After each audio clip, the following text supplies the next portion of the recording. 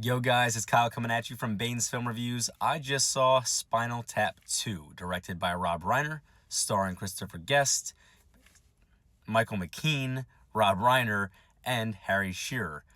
That took a lot of practice, and I'm kind of impressed I got it done on the first time. If you're not familiar with Spinal Tap, it's a film that came out in 1984 that was a mockumentary, I believe the first of its kind, where Rob Reiner's character directed this documentary about Spinal Tap, a rock and roll band from the United Kingdom. 40-something years later, they get back together, and here we are, part two. So, future me here. Apparently, TikTok really f***ed this time. So yeah, I'm going to try to pick up where I left off. I pretty much just gave you guys a synopsis of this film. And I think I remember myself trying to say something along the lines of what I typically dislike about films like this. Those decade-later sequels that no one asked for and everyone anticipates will be bad, and they usually are. Is that they try to reinvent the wheel here. They try to introduce too many new characters that effectively overshadow the originals, whether it's because they're better or because they're just so bad that they just sort of drown out what positives there are, or trying to introduce more modern comedy, appealing to newer audiences. Films like this don't often pan out the way that people might hope. Spinal Tap II, The End Continues, as the subtitle would say, manages to do a really, really good job, and I'm really actually impressed with what Reiner and this cast of writers was able to develop here. They don't try to recreate this comedy. They stick to that subtle comedy that does make you laugh out loud. It's that sort of cheeky British humor that works, but transcends the globe rather than just really staying localized in terms of the comedy. It's effectively housed there, but it does a great job of traveling. Additionally, while we do introduce some new characters, that's inevitable. And they're funny, but they don't overshadow the originals in any way.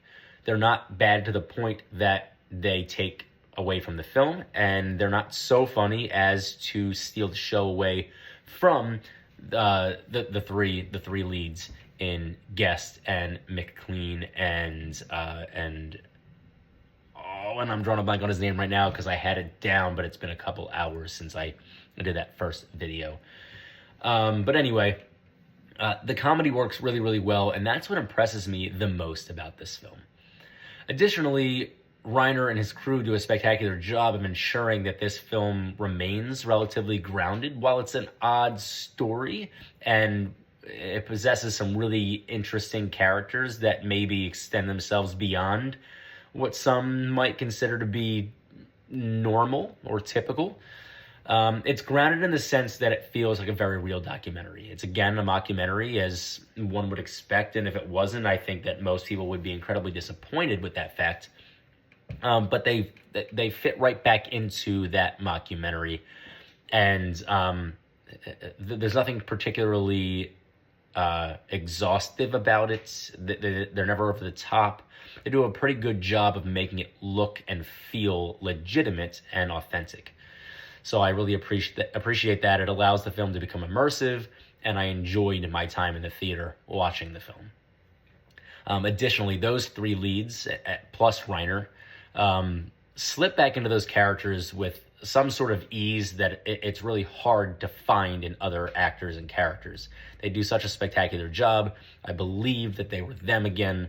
I believe that they were experiencing exactly what they said that they were. I think that Spinal Tap 2 is actually better than Spinal Tap 1. That may be a hot take when those of you go out to see it. Check out my review. But yeah, I think that this is slightly better than the original Spinal Tap. I imagine that I would give this as Spinal Tap a 7.5 out of 10. And I'm giving Spinal Tap 2, The End Continues, an 8.5 out of 10. I think that this is a movie that you should go to see in the theaters, even though this is an incredibly busy time of year, especially for teachers and parents and college students and even younger students.